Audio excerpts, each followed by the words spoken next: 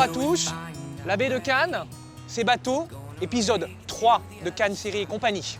Aux abords de la Croisette, il y a le palais, les palaces et les plages des palaces où se jouent rendez-vous professionnels discrets et discussions enflammées après les projections des films en compagnie de ceux qui nous ont hypnotisés sur grand écran. D'ailleurs Sophie, nous n'aurons Dieu que pour Russell Crowe et Ryan Gosling réunis dans un hommage hilarant au film noir, The Nice Guy, c'est l'instant Cannes. Gaspard Ulliel nous parle de son travail au cours d'une leçon d'acteur où il prouve combien il a pris de l'épaisseur depuis Saint-Laurent, lui qui présente cette année 2 films à Cannes. Le héros du jour, c'est Adam Driver, acteur chez Jim Jarmusch. Non mais en fait, c'est vous mon héros du jour. Sophie. Mais j'en change tous les jours. Oh.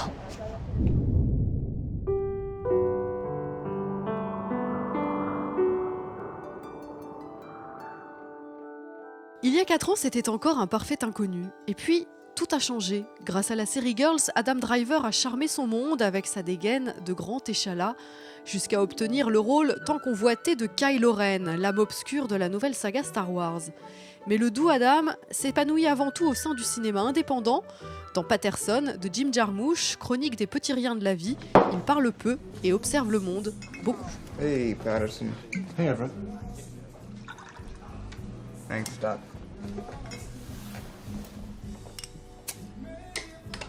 Adam Driver, you don't know it, but today you are my hero.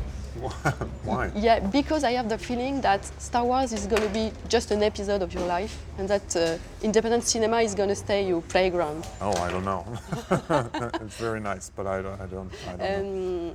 So, how much did your life and as an actor change after Star Wars? Did it change so much? Nothing like changed in me as a person. Yeah, I guess it just requires more planning to go somewhere. You know, like people, because those movies are so cross-generational that the audience for it is very vast. You know, so that's always exciting. I guess I meet a lot more kids now than I did before. Usually, I keep saying this, but it's the best way I can describe it.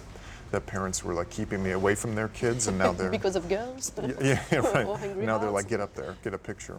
Did you shoot Patterson before or after Star Wars? I can't remember. I think after. Yeah. I think after Star Wars. Because maybe it was a relief to come back to such an intimate and poetic piece. It was, but I feel like I'm lucky in the Star Wars experience where it's not. It still felt like an independent film, even though. Really? Yeah, just in that. The scale of it was obviously different, and the catering is better on Star Wars, but it didn't change the working on it. You know, it was breaking it into little pieces and solving those pieces, and you know, the same questions that you ask in the Jarmusch movie to yourself, it's the same I feel like you ask in Star Wars, just the scale of it changes.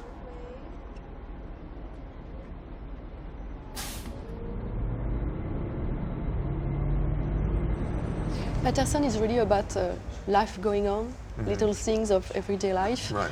What was the challenges to play such a quiet character, a normal guy?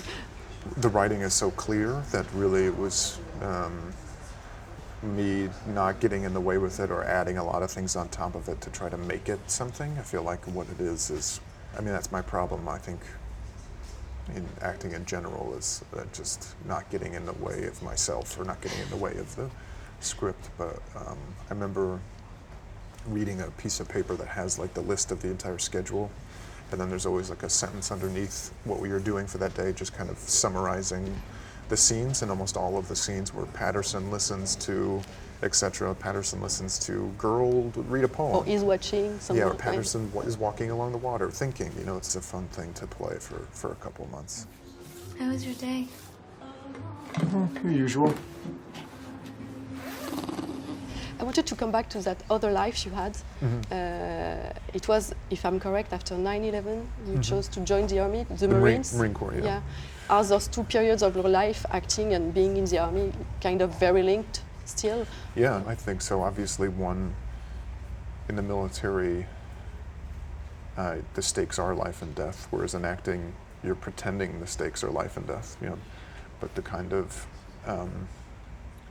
working as a team, and there's somebody leading everything, and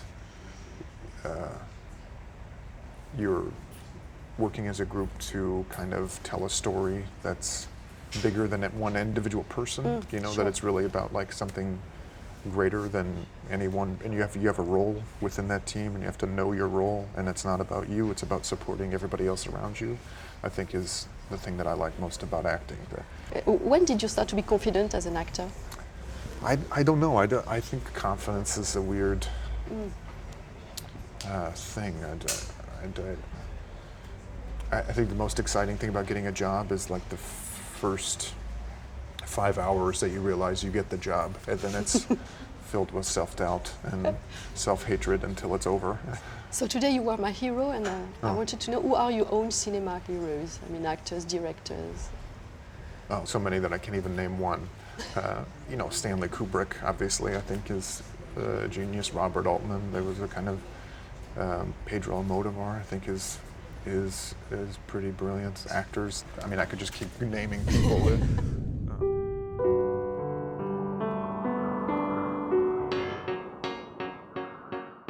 Aujourd'hui, l'instant Cannes, c'est le vôtre, cher Ryan Gosling, cher Russell Crowe.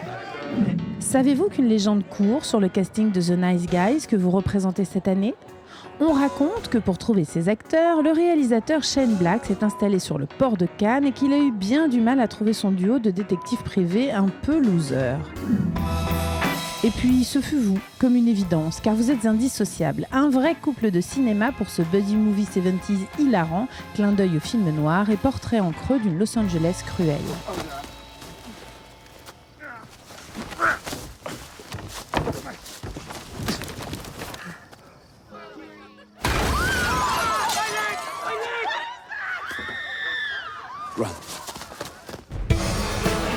Ryan Gosling, vous que je ne croyais pas si drôle, costume de jeune marié et tête bien peignée, vous venez de basculer dans le registre de la comédie avec un talent indéniable. Ever since your little visit the other day, this little baby's gonna stay right here.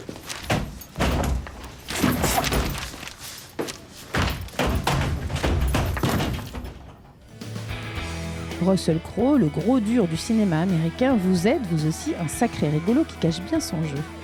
Au photocall, vous amusez la galerie, vous ne vous quittez plus, vous êtes devenus les nouveaux Bud Spencer et Terence Hill de la Croisette. Good, now you're talking. That's a really flattering compliment. Thank you very much. So let me ask you a question, and I don't want you to take it easy on me just because I'm your father, okay? Okay. Tell me the truth. Am I a bad person? Yes. Et dans la vraie vie, les garçons, c'est qui le bad boy ? I'm Batman, he's Robin. Votre binôme désopilant, c'est une récréation inespérée pour les festivaliers. Mais maintenant que vous êtes passé de sex symbole à acteur comique, est-ce que les femmes crient encore votre nom ? Attention, moment de vérité.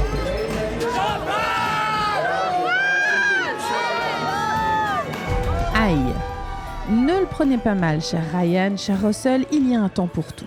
Et puis, ne vous inquiétez pas, côté beau gosse, je crois que la relève est assurée.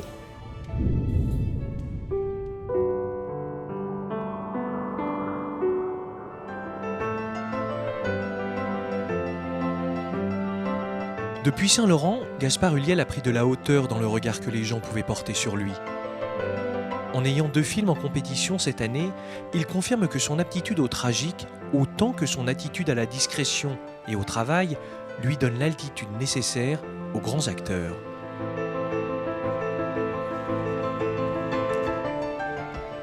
Le regard perdu vers l'océan, vers l'horizon. Oui, oui. Je me fais la réflexion qu'à Cannes, tout se passe toujours en hauteur. Hein. Ah oui ? C'est vrai. Hein. La dernière fois qu'on vous a croisé à Cannes, à Gaspard Ulliel, c'était en 2014, pour le film de Bertrand Bonello, Saint-Laurent. Comment on négocie l'après quand on est monté aussi haut ? Est-ce qu'on a peur, la peur du contre-coup ? Oui, je pense que c'est une peur qui stimule. Je dirais que c'est très constructif. Elle paralyse pas ? Non, ça c'est... C'est la mauvaise peur. C'est la mauvaise peur. Mais effectivement, je me suis beaucoup interrogé sur l'après Saint-Laurent, puisque c'est un film qui a changé énormément de choses. Et je pense que l'erreur aurait été d'essayer de retrouver un rôle de cette ampleur-là, de cette richesse-là. Et je pense que l'idée, c'était plutôt d'aller essayer de trouver quelque chose qui m'amène ailleurs, qui me permette d'explorer des choses nouvelles. Et c'est ça qui est fabuleux dans dans mon travail, c'est qu'à chaque fois, j'essaye de sortir un peu de ma zone de confort pour m'essayer à des choses différentes et me renouveler en quelque sorte. Voulez-vous le rendre votre argent? Toujours en guerre, je vois. Même après la victoire. La danseuse, c'est l'histoire d'un aristocrate. Comment vous l'avez travaillé? Je dirais qu'un des postulats de départ qui a été vraiment déterminant, c'est de me focaliser sur cette attraction morbide que peut avoir ce personnage, cette fascination morbide. C'est une sorte de dandy décadent, un peu fin de race, qui inévitablement va s'éteindre avec le siècle précédent.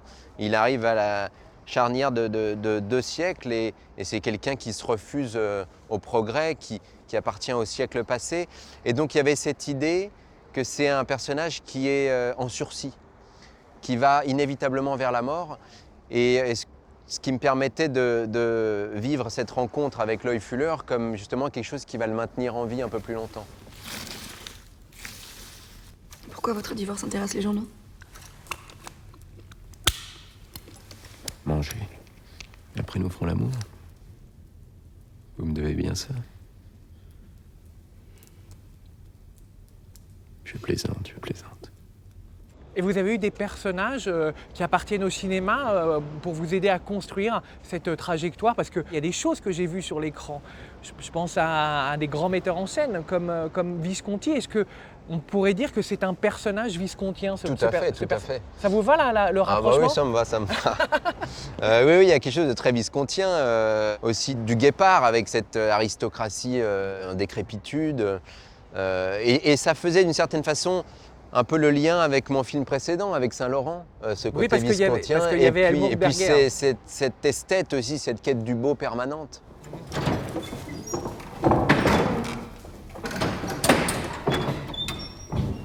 D'habitude, je pose aux metteurs en scène que je rencontre le « Pourquoi filmez-vous » Alors à vous, acteur, Gaspard Ulliel, j'ai envie de dire « Pourquoi jouez-vous » Peut-être pour découvrir à chaque fois davantage un peu plus qui je suis. Merci pour cette confidence. On peut continuer comme ça, en regardant le fond de la mer. Cannes Série et compagnie, c'est tout pour aujourd'hui, mais on se quitte évidemment avec une image totalement glamour. Et comment la sculpturale Blake Lively, qu'on a pu apercevoir dans le Café Society de Woody Allen, assure la promotion d'un film qui ne manque pas de mordant, Sophie. Regarde, oui, un film de genre The Shallows, dans lequel la belle naïade affronte non pas les squales d'Hollywood, mais un grand requin blanc. Cela dit, c'est une autre histoire. Salut. Ouais, et ben c'est pas cette année que je me jetterai à la mer. J'ai une petite angoisse là tout d'un coup. Ah mon Dieu! Il arrive! It takes him 32 seconds.